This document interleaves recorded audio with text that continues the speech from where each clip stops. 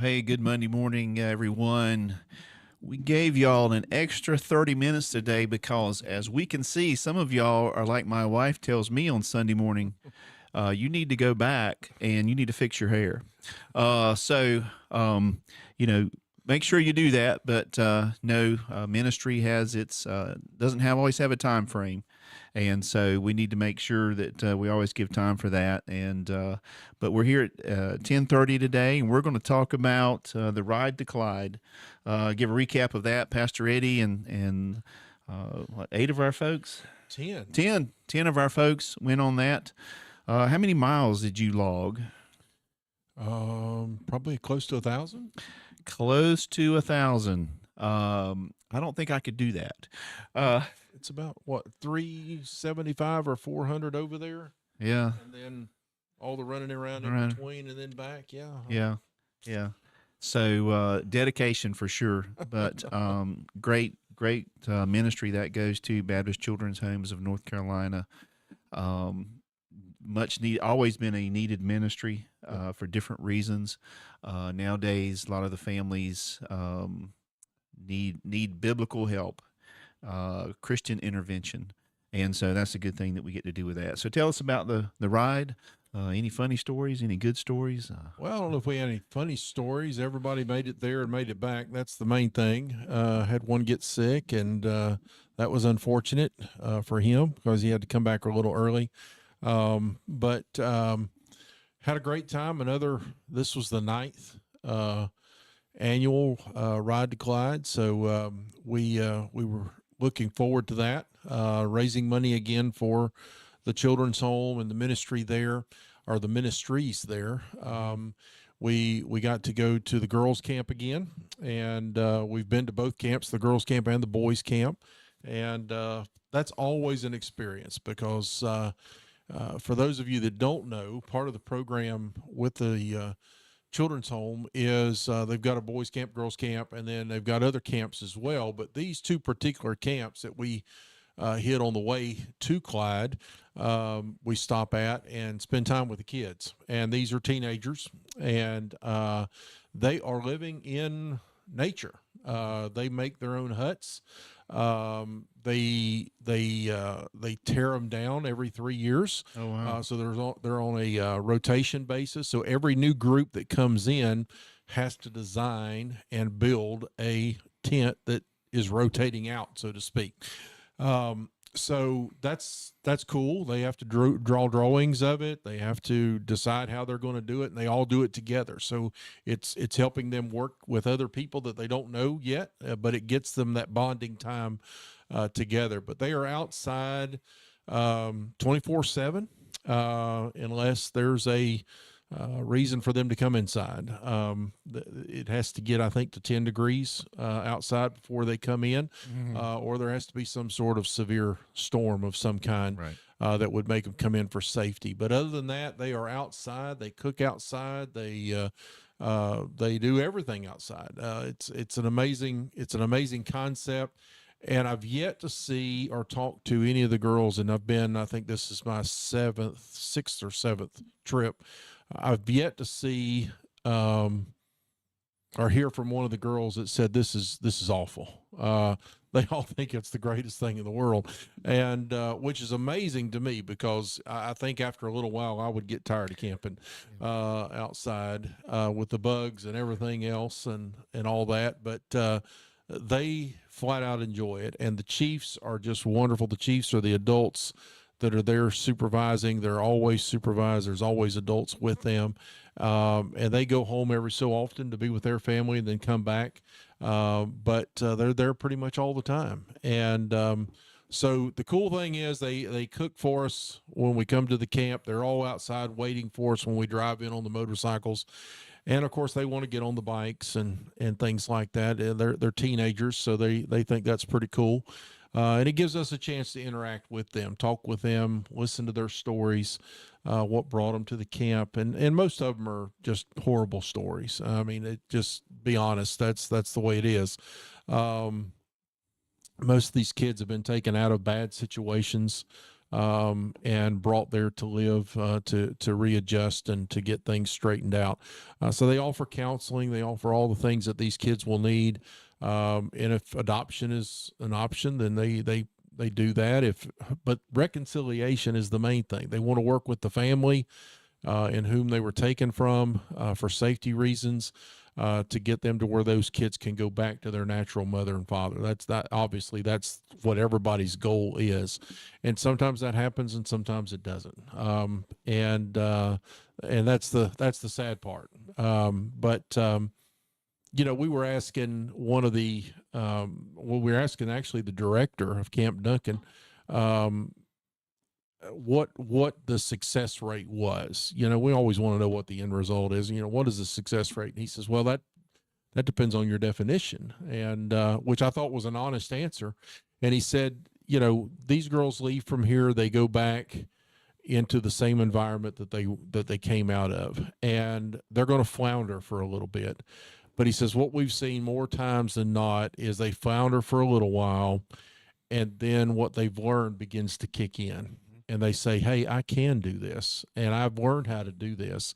And they end up coping, they end up thriving as a result of that. So I think that's a testimony to the adults that are there, the organization that is there, that works with these teenagers, and helps them. Now, when we leave from there, we go to Lake Junaluska. We stay there overnight. Then we go to Clyde, which is right next door, and that's the MIMS home. So that's the main campus, I guess, is what you would say. And there we get to interact with little children, preschool kids and stuff. And they're there because some of them are there because families work at the children's home and they're there, but most of them are there because they've been placed there. They've been taken away from mom or dad or both or whatever, some situation that has brought them to the children's home. And some of them will be there until they're adopted or they age out. And they're the most excited about the motorcycles. Mm-hmm. They're the little kids, and they're wanting to see them, and they're wanting to blow those horns and all those things. So they're very excited to come and see us, and we're excited to see them as well. But there's so many different ministries at the children's home. They've got a house that just deals with developmentally delayed adults, adults that, they're not institutionalized or anything else. They can sort of fend for themselves, but they got to have some supervision. And they've got a home just for them. They've got homes where there's house parents, and they're keeping a number of children in those homes. And they're all over the state of North Carolina. I started to look up before I came in, but I was at the hospital, how many different children's home locations we have throughout the state. But there's got to be a pile. I mean, I was looking the other day, and there's just a ton of homes scattered throughout. But all those are up and going. And I would say about 2 or 3 years ago, they started in on the adoption process of adopting children out. And that has gone phenomenal, far more success than what most people would think with such a short time span of what they've been doing it. But that ministry is flourishing. They're adopting out children to Christian homes, and trying to be that gap in between children that are ready to be adopted, and there's just not enough placement for them with the state. So the convention's jumping in there and offering up Christian homes from Christian churches, Baptist churches mainly, of people that are willing to adopt children. And we heard from one of the adoptive parents or couples at one of our meetings. And I think I know they are. They're a family of 8 now. They had 2 natural children. They've adopted 6 children, ranging from, I think the youngest one was 3 or 4, on up to a teenager. So those adoptions are taking place, and the children's home is helping with those and facilitating those. and being the go-between between the families and the state, and making sure that happens. So we've got a great relationship with the state of North Carolina through the Children's Home, because they know that we can place children in good, safe spots, and we've got people volunteering to do that. So if you're ever interested in doing that, please get in touch with us, or call the Children's Home, Baptist Children's Home in North Carolina, and they will be glad to put you in touch with somebody who can help if you're interested in being a foster home, or you're interested in adoption, or anything in between. They would be glad to help out with that. But a great experience again, epic amount of money raised, which was just unbelievable to all of us when we heard the figure. But $234,719.34. Don't forget the 34 cents. But that put us over $1 million raised through the Ride to Clyde in 9 years, and our goal was 10 years that we'd be able to raise hopefully over $1 million. So we are over that goal, and so we're going to have to come up with some new goals now moving forward. But it's amazing what people, when they hear about a ministry, an opportunity like this to help children, how giving they are, how ready they are to go. We had the most bikes we've ever had at a Ride to Clyde. It's grown every single year. I don't know what we're going to do next year as far as accommodating everybody, because we're limited in places to stay, things like that along the way.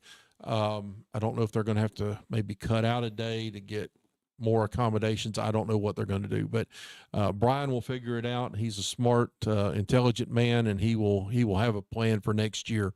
But 115 bikes. I think there was 130 total people that registered and went this year. And again, $234,719.34. That's an amazing amount of money to be raised. And all because people who are concerned, who love to ride motorcycles, said, hey, we can do this. And 9 years ago, it got in the head of Brian Davis, and he just said, hey, why don't we try to do this as a fundraiser? And a few people showed up. It's grown every year since then, and to where it is today. And so I have no idea what's going to happen next year, but we'll be there, and we're excited about going. And there's something about doing ministry with children who are going through a lot or have been through a lot, and being able to minister to those. And reading scripture, James chapter 1, verse 27 says, pure and undefiled religion before God the Father is this, to look after orphans and widows in their distress, and to keep oneself unstained from the world. So the Bible tells us, if we're looking for a definition of what real religion is, what real Christianity is to take care of widows and orphans. And so I'm thankful the Children's Home was there to meet those needs. I'm thankful that we're able to go and help out in a tangible way, and our church gets involved in that as well. Obviously, I think our total was a little over 16,000 from here at the church. And it's a great ministry. So we're excited about it, and where it's going, where it's been, and what God's going to do with it in the future is limitless. So we're excited about that as well. I think of course, here at church, we mentioned that in January that there was a anonymous donor that was going to match all the gifts that were done. So we rolled this out in January, which traditionally we didn't, right, so that we could take advantage of that. If there's free money on the table, we always need to take advantage of that. So I'm thankful for that person or corporation, whoever it was. Yeah. I don't know, that helped with that. But just think about, what if the Baptist Children's Homes of North Carolina closed today? Yeah. What a huge hole that would be in North Carolina and probably surrounding areas, because that ministry is now gone. And like you say, that and there are some links on the broadcast here where you can go to Baptist Children's Homes and look at all that they do, because it's more than just what we traditionally think. But like you say, it takes people, raising money, getting involved with that, because not everybody is gifted to be like those chiefs that you said. Yeah. I've known some in some other organizations that were chiefs, and they're special people. They are very patient.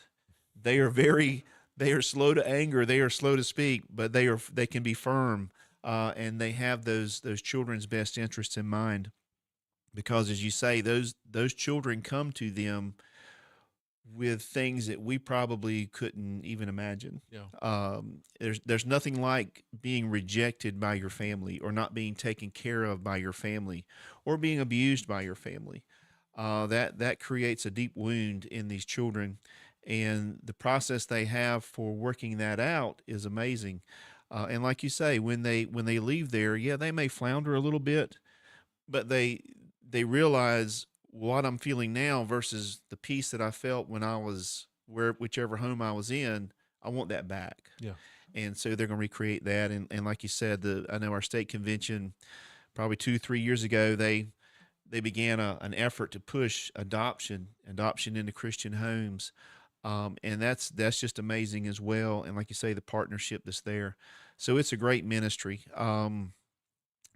I think I think if we let it close, that'll be one of those, as you preached about yesterday, Yeah. those judgment day things where God says, why did you let that close? Why Yeah. did you not?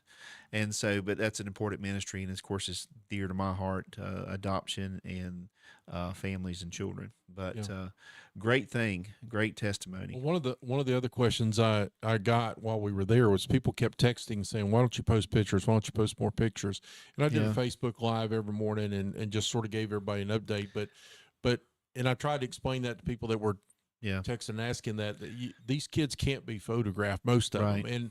and you may have some that have signed waivers that are able to be photographed, but then when Yeah, you take that picture, there may be somebody in the background yep, that you didn't see, yep, and didn't get permission to take their picture, and then that gets put up there, and then people know where they are, yep, and that's the thing that hits home with me is the security that they take with the children. They're not just taking care of their everyday needs, but they're actually protecting them hmm from harm that would come against them. Some of these kids are coming out of horrific situations, abuse of all types of flavors, if you will, and they're there for their protection.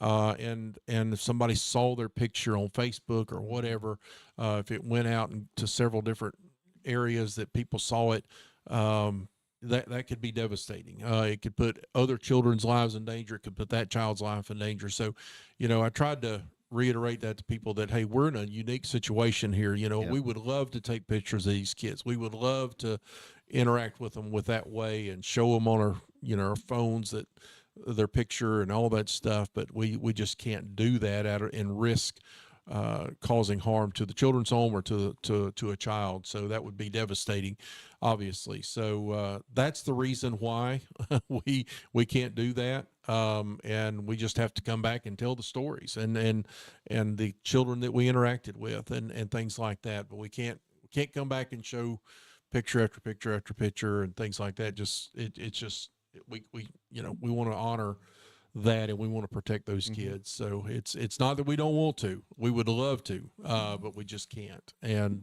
So the so I best hope way to everybody see the kids understands. is to go on the ride, It and you is. don't have to be on a bike, right? You don't have to be on a bike. You can ride a vehicle, and you can go any other time during the year. That's the other Yeah, thing they stress to us, that they have visitors from churches all over North Carolina come throughout the year. All you got to do is call, and they will make accommodations for you to come out and see the boys' camp, the girls' camp, or any of the house homes you can go to. And I guarantee you, there's enough of them around North Carolina. There's one close by to you. You don't have to go yeah, very far to get to one. And so I would challenge you to do that, to go out and see this ministry and talk to these children.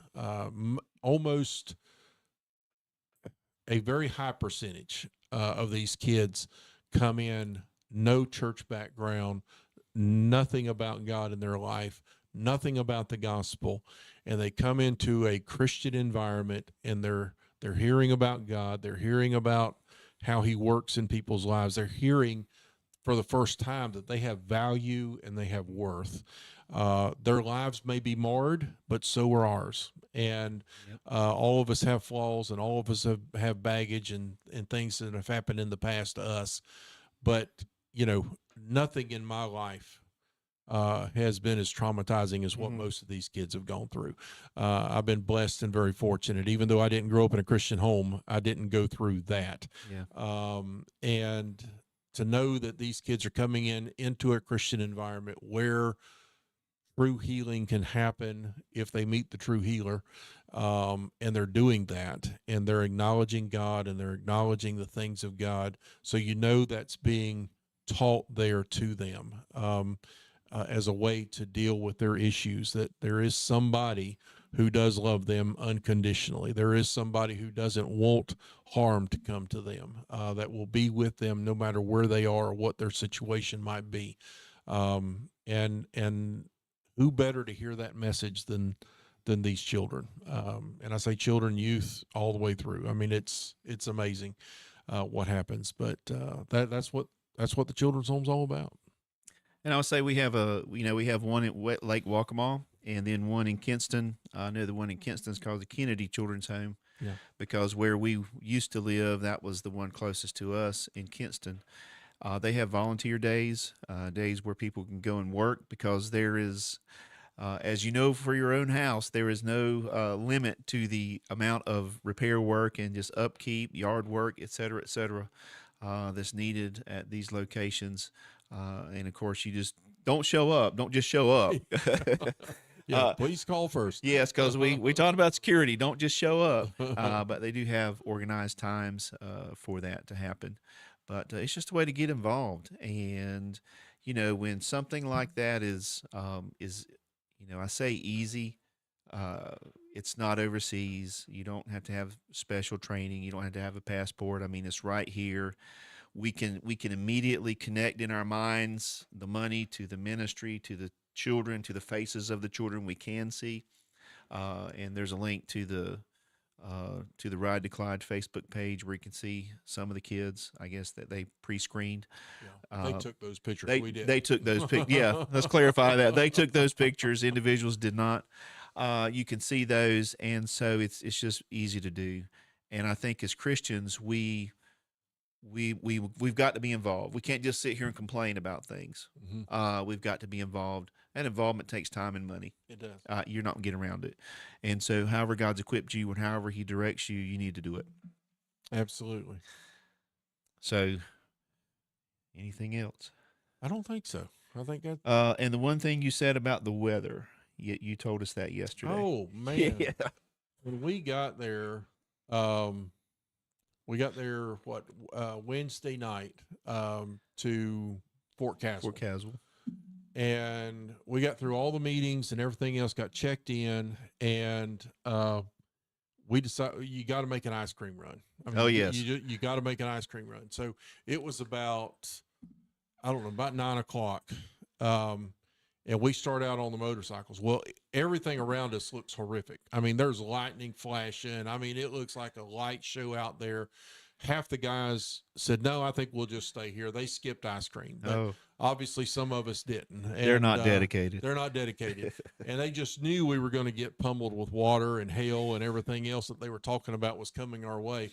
And it did. I mean, the bottom fell out, but we had made it back from getting the ice cream, parked the bikes, went inside, and then the bottom fell out. And then the next morning we got up, which was Thursday morning, and I'm looking at the radar and I'm saying, oh my goodness, we got to travel through this. And I mean, it was yellows and reds, and it wasn't just in a blurb. It was like all around us. And any road direction we were going to travel in would have taken us through this storm.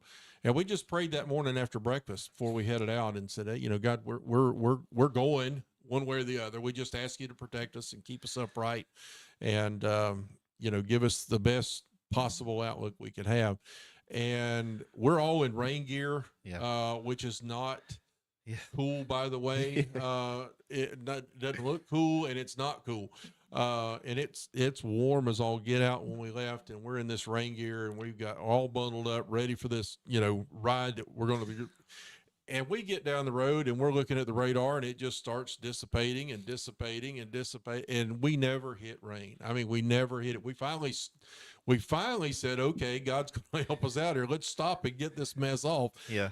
And we did when we stopped for gas and everything. We stopped, we took the jackets off first, left pants on.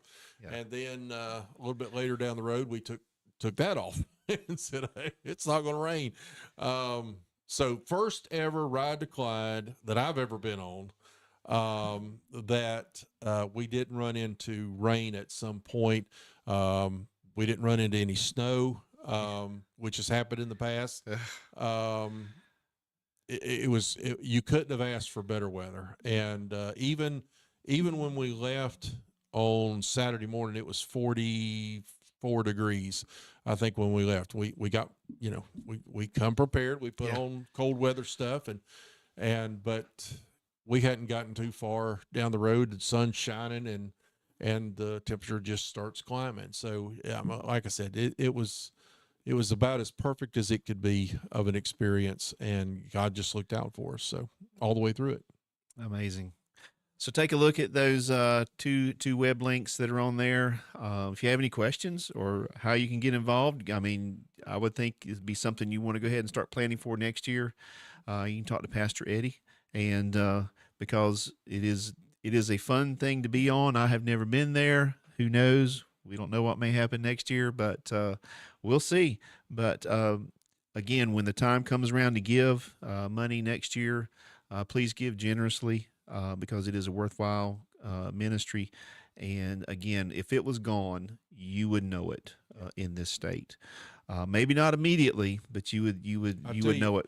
We would know it, and better than that, the government would know it. Oh yeah, the state government would know it if the Children's Home in North Carolina shut down tomorrow. Oh yeah, they would be in a panic mode trying to figure out how they were going to take care of these kids. Absolutely. So thank you for joining us, and we'll see everybody Wednesday night.